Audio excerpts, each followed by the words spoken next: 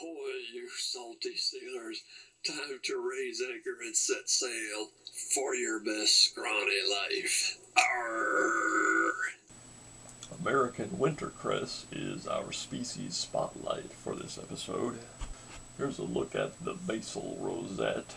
The individual leaves tend to have this large terminal lobe and then some smaller lobes. Once it begins to send up its stalk, the developing flowers form a very broccoli-like head there. And this plant is an edible plant that can be eaten raw, and it could be used as a substitute for a broccoli rabe.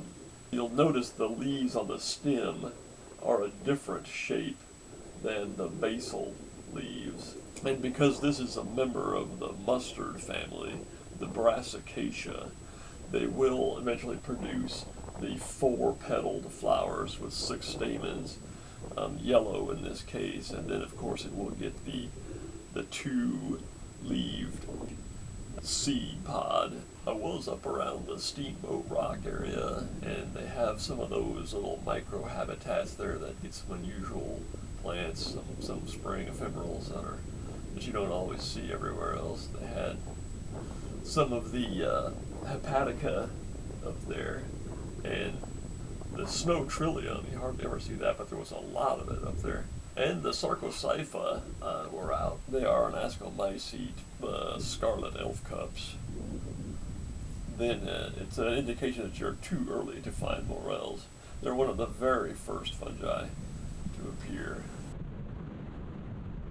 So I did a bit more pond fishing, but then I remembered a place on the Des Moines River near Boone where, although it's a fairly rugged area and the bluffs are steep, the trail to hike in there is actually pretty easy.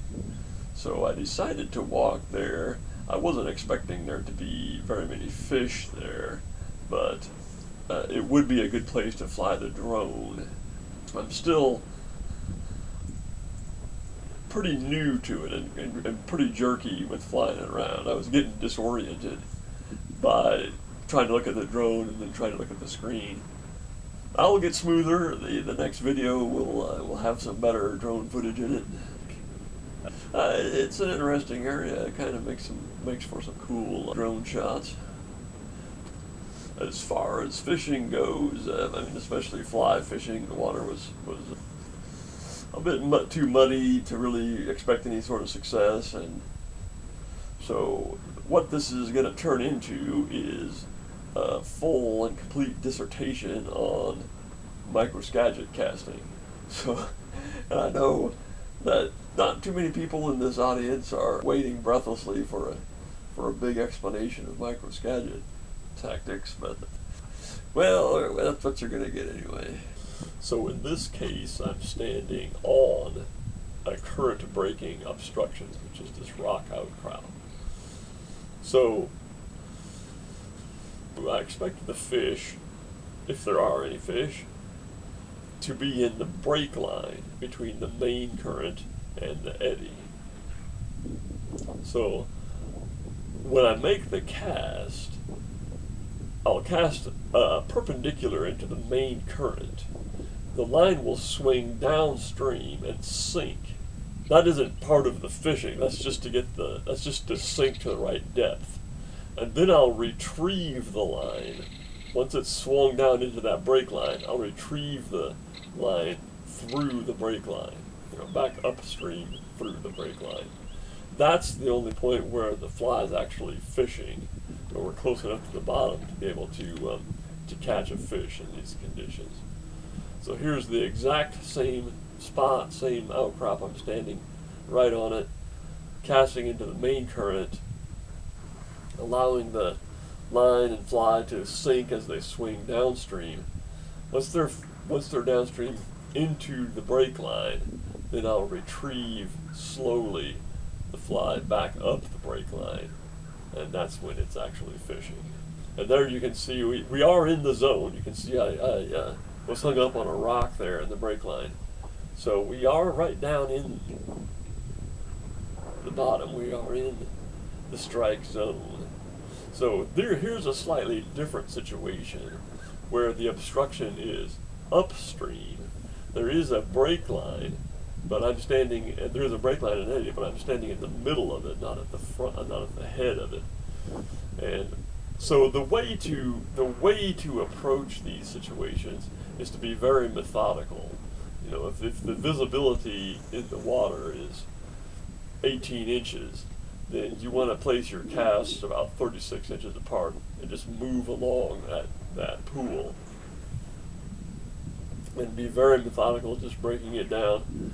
And that's the way to really be successful with this type of fishing.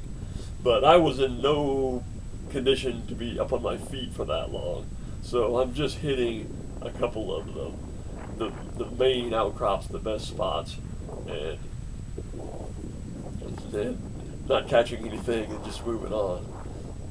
So in this case, this is another case where I'm standing on the obstruction, casting into the main current, and then swinging down into the break line. It's a slightly different angle.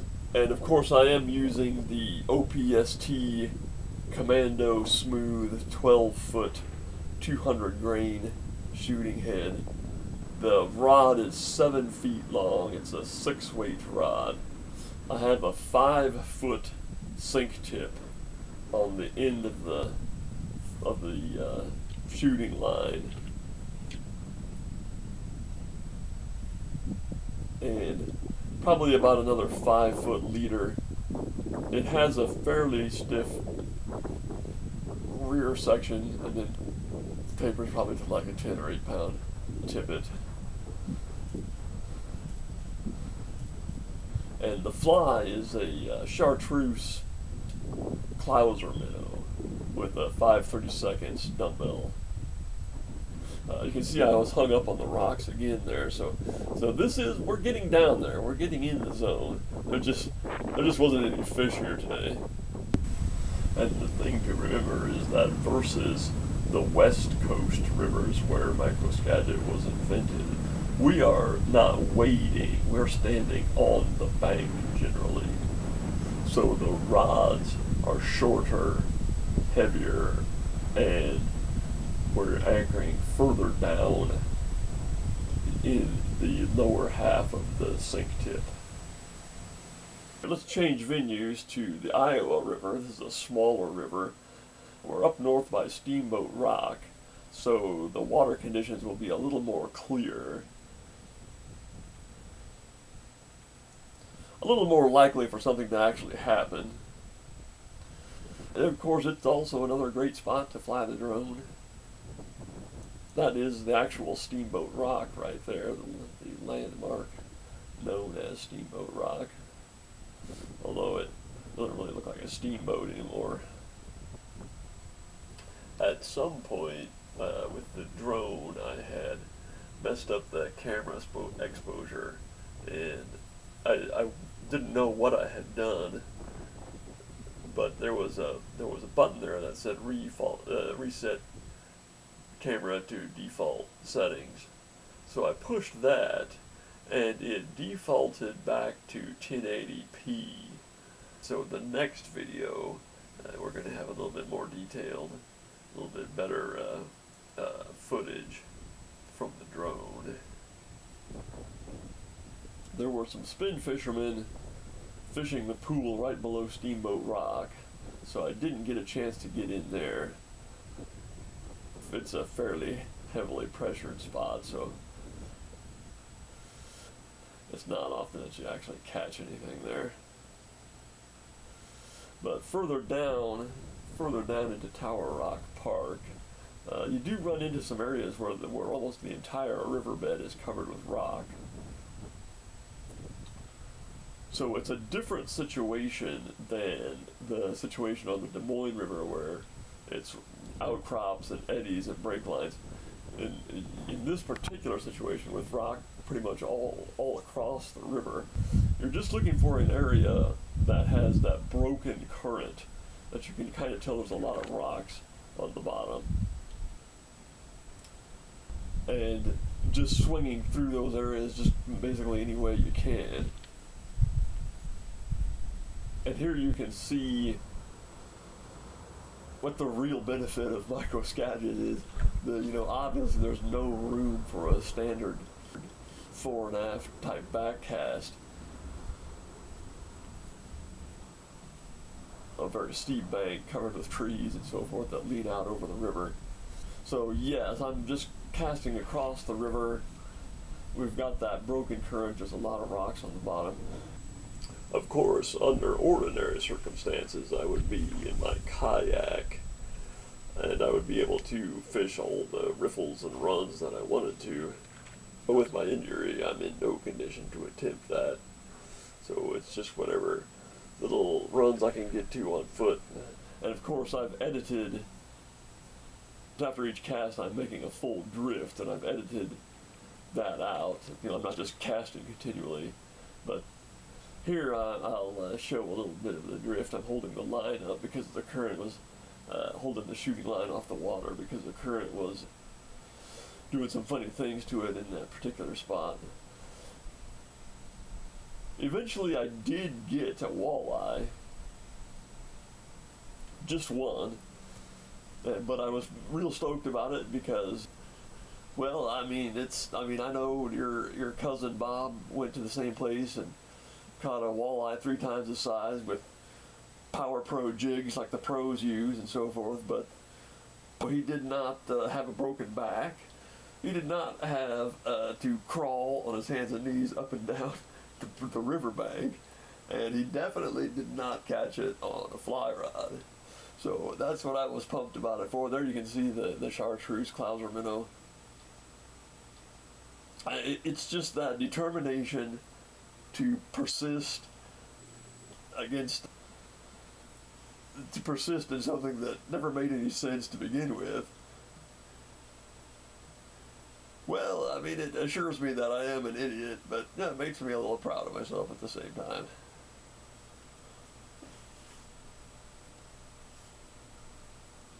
Alright, so one of the first plants to come up in spring is, of course, stinging nettle. Now you'll notice the old stalks that are left have that sort of lobed, have that squarish cross section that is typical of the Lamiaceae, the mint family. And of course they have the arrow type leaves. I think they're called lanceolate or something. But then the very serrated leaf margins. But one of the best ways to, and the opposite leaf arrangement, but one of the best ways to identify this plant is that it stings you when you touch it. So I pick it barehanded. You definitely don't want, there's a lot of small things just starting to come up. You definitely don't want to get some hemlock or something included in while you're picking some nettles. So I pick it barehanded. Now this is Monarda fistulosa, the bee balm, also known as wild bergamot. You'll see it's also in the Lamiaceae. It has the square stem. It has also the lanceolate leaves that are slightly serrated. This one, of course, does not sting, and it smells like oregano, so you can identify it. You help to identify it that way when it's very small. So we're going to pick some nettles, and we're going to pick some bee balm and cook those up together and just do a real quick saute on them, just long enough to wilt it. Stinging nettle, the crystalline structure that gives it its sting will break down once it's heated a little bit. So once the sting is gone, once you cook it, just enough to wilt it is all you really want to do. So we'll rinse it off, pick out any little bits of dead grass that got included, put just a little bit of oil in the pan, and give it a quick saute. The color is, once the color just begins to change and it just begins to wilt down, that's when you're basically done. Definitely my favorite cooked green to eat is stinging nettle tips. Now, of course, I'm picking, at this point, they're so small that it doesn't really matter, but the part to pick is the soft part. Once the stem's get a little taller, the bottom of the stem is going to get, kind of fibrous and tough. You don't want that. You just want the soft part that snaps off easily.